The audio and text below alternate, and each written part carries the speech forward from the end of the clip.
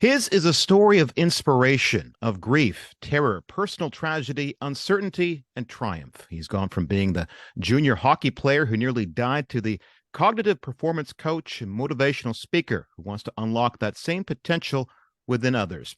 Here to talk about Fighter, Defying the NHL Odds is Aaron Volpatti. Welcome. Thanks, Sean. Thanks for having me.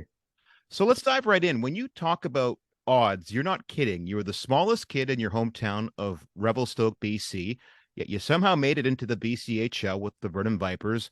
You suffered burns to 35% of your body in a bonfire accident, yet you still went on to play 4 years of U.S. college hockey. And then, as an undrafted free agent, cracked the Vancouver Canucks lineup. How is any of that even possible? The big message in the book is if I can make the NHL, trust me, you can do anything you want.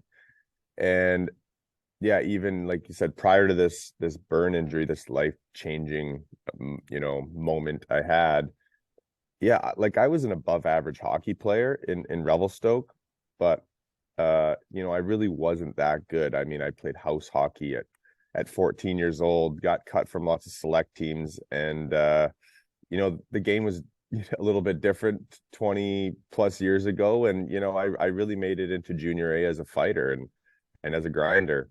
And, I scored one goal my first year of junior A with the Vernon Vipers. And so, I mean, I was just trying to sneak into college from there. And that's when this burn injury happened. And so, yeah, the odds were definitely stacked against me is putting it lightly, I would say. What sustained you during those moments of adversity?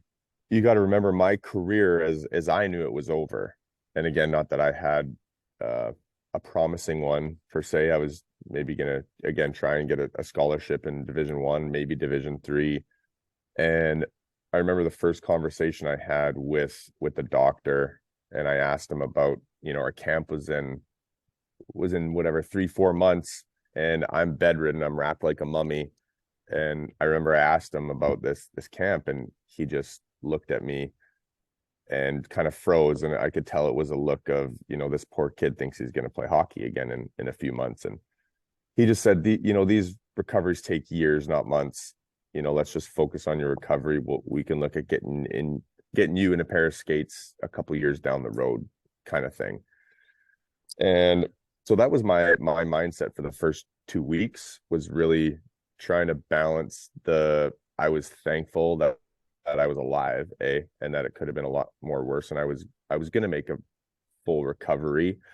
It was going to be a long one. But on the other hand, I was really down and depressed and in a ton of pain of, what was I going to do with my life? That identity's gone, and trying again, not to think about how much pain I was in. And 2 weeks into my stay, I get a phone call that changed my life. And that was from my assistant coach, or sorry, my coach at Vernon. And he put me in touch with an assistant coach at Brown. And he said, this guy's telling me that we need a guy to put the fear of God in the defenseman of the Ivy League, were his exact words. And my coach says, I got the perfect guy for you. There's just one major problem. And he's like, just call the coach from Brown. And so I did. My parents put the phone up to my ear, and I talked to this assistant coach from Brown University, and it was left really open-ended. Sorry to hear what happened. We wish you the best in recovery, and maybe we could see a play down the road, kind of thing. Knowing that wasn't really a possibility because I only had one more year of eligibility left, right?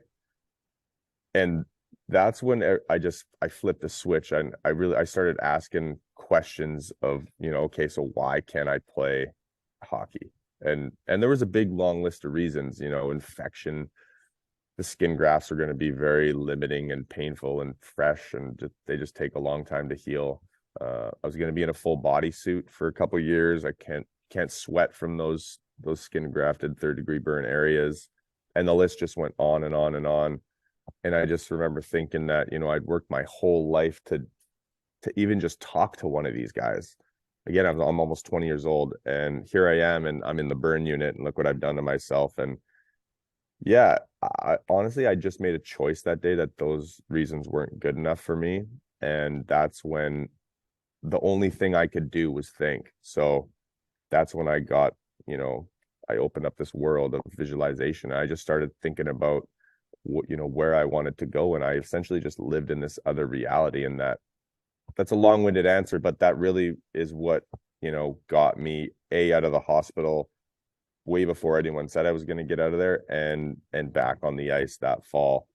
There's a lot more to it than that, but yeah, I mean, I shouldn't have been playing, but I did.